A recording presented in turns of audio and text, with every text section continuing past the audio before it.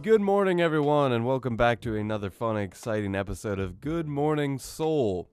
Today, we're going to be doing it a little bit different. If you are familiar with this channel, you might have heard of a series called That Game I Played or That Movie I Watched. Basically, this is me going back into my past, looking at titles I don't think I'm going to come back to or that I never got around to making a review for, and finally just kind of ripping that band-aid off and putting them behind me and getting whatever thoughts I have left on the product out while it's still in my brain. And this one is for an anime called Ajin Season 2. Now, the first season of Ajin came out, well, it didn't come out like that long ago, but I did my review. It was, I think, episode 95 of my first 100 reviews, and I even said in my review that I would review the second season. It turns out that I was super uninspired to talk about the second season in a more large video, because I gave the first season a 6 out of 10, and usually 6 out of 10s are like my least favorite thing to talk about, because it's kind of lightly positive with, you know, my complaints dampening it here and there. But you know what? I think I have enough to say, because Ajin is a very weird show. Just turning it on, I remember just being in this weird euphoria where I was like, I'm not used to anime getting second seasons, usually not for projects like this, but I was like, oh yeah, Netflix, that's why it has a second season. And there's like a movie, like the fact that this franchise is as big as it is, like, creeps me out in a weird way. But I still like the concept here. I like the whole phantom demon thing that comes with every character. I like the bad guy, Sato. I like that he's literally trying to take over Japan in this season. I like that the chemistry between Nagai and his friend and the other newer guy, that it's all coming to a big fuckery conclusion here. The ending to this thing was actually pretty cool. Like, I remember the first season kind of being a letdown, but this one, there was this big fight scene, there was guns, there was this whole underground segment. It was great. However, the rest of the season, you know, just felt like more of the same from the first season.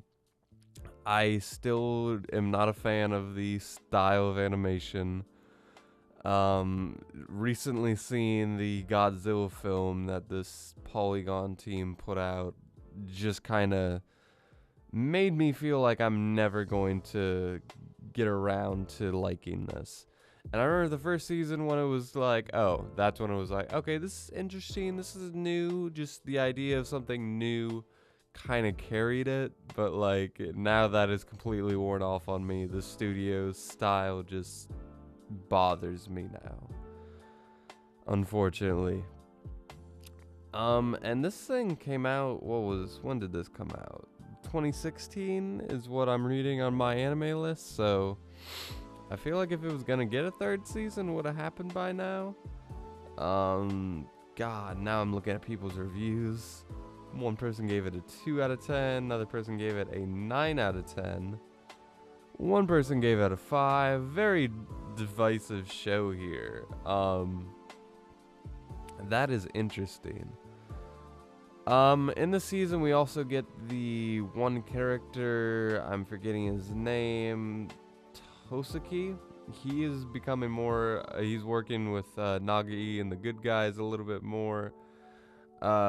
We still got his sister, we got Izumi. All these characters, I feel like, still have yet to hit, like, whatever they're supposed to do. Like, I feel like all these characters have a purpose in the show. They're just not there yet. especially his sister, who has been in the background for 2 seasons now. Like, just do something already. And I actually just had to stop the recording for a second because I was so invested in some of these reviews on Mao. Some of them just upset me. Like, some people will write, oh, the animation, 8 out of 10. You know, I didn't have a problem with it. It's not an 8 out of 10 if you just don't have a problem with it. Someone wrote sound, 8 out of 10. I like the opening and ending, but that's it. Then it's not an 8 out of 10. The opening and ending makes up 6 minutes of a show, and you're probably gonna skip that. Like, a 10 out of 10 would be like the most amazingly sounding show, like the best soundtrack, and you listen to that shit all the time. Like, I remember the first time I watched Soul Eater, I fucking played that soundtrack over and over. Panty and Stocking soundtrack over and over. Whatever. And then, like, another person said that they, like, enjoyed the characters so much, and I just, other than Sato, I don't think there's an amazing character in the show. The main character, Nagai, is still on his whole tirade of, oh, well, I just want to live peacefully. Humanity can fuck off. These Ajin killing people can fuck off. Just wants to be reclusive. And I can understand that. I don't think it makes a good driving point for a main character. But at least he has some kind of purpose in this season where he's not just wandering into people's fucking homes like he was in the last one. And they do try to do something with his friendship with the blonde kid. And really this whole anime is about a war between humans and the Ajin. And we see that, like, what the purpose of the war kind of fades away because we got Ajin working for this side, we got Ajin working for the other side, Ajin versus Ajin, and humans versus humans, just a lot of stuff going down. I do think they kind of had a very suspenseful ending. They do try to, I'm not going to ruin it, but they try to put a fast one, be like, ah, ha, ha, ha, ha, ha. Again, just what you can expect from the bad guy, Sato. If you remember him, he's pretty, like, he's immortal. He's an immortal asshole who is 10 steps ahead of everybody, so he's very easy to like. As far as the rest of the show, there wasn't a lot to remember here. I'm struggling even to get my major, like, plot points down because I'm having trouble remembering them. It has been a while since I watched this show, and I know I'm never going to watch it again.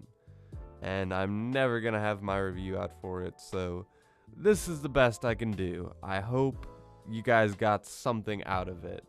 I'm going to give Ajin Season 2 a 6 out of 10, which that was the score I gave it on Mao right after I watched it, so I do remember the enjoyment level that I got out of it. Anyway, guys, thank you so much for watching. As always, I will see you in the next one, and until then, with that, I leave you.